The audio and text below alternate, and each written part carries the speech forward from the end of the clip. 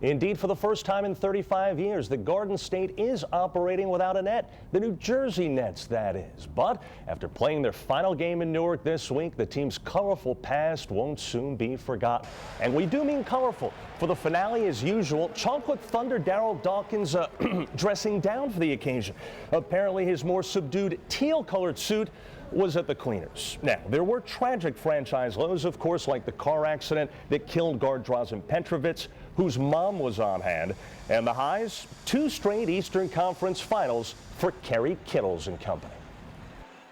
A storied franchise that had ups and downs. I would say a team that just kind of hung in there, a gritty team, fought through coaching changes, trades, injuries, all kinds of things. Indeed, lots of bizarre Ned memories. For instance, talented Derek Coleman was the top pick in the 1990 NBA draft, but he's best remembered here in New Jersey for his mouth. In 1994, the media reporting on this man, guard Kenny Anderson, going AWOL for a day and missing practice. Now, when Coleman asked reporters why that was an issue, they said because Anderson was a team leader, bringing DC's now infamous response when he said, quote, "Well, whoop-de-damn-do." What's it like all these years later to still be asked about whoop-de-damn-do? You still sitting here asking it. It doesn't bother me. I think it's funny. I blame it again. I blame it on Kenny Anderson, because I was standing up for him, and I blame it on him all the time. But you know what? It's amazing for me that it's carried on this far. Have you ever thought of getting a trademark? I should have thought of that back then, yeah.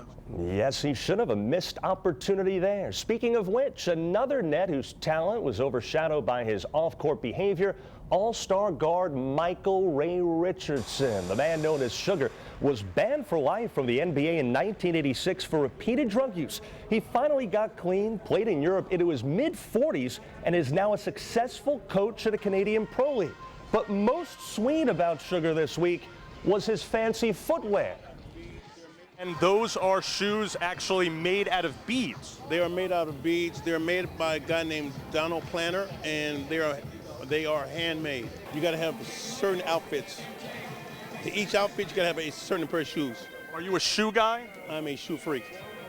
And on the subject of creativity, ex-Net forward Chris Morris also returning to celebrate the team's farewell. Now, Morris, you'll recall, once requested a trade by writing "trade me" on his sneakers. Yes, scribbling "trade" on one sneaker and "me" on the other. It's just something that, it was frustrating. The trade, nothing didn't happen when the trade deadline went by, so I just went ahead and said it again. Yes, one of many strange moments in Net history. Your New Jersey Nets gone, but certainly not forgotten.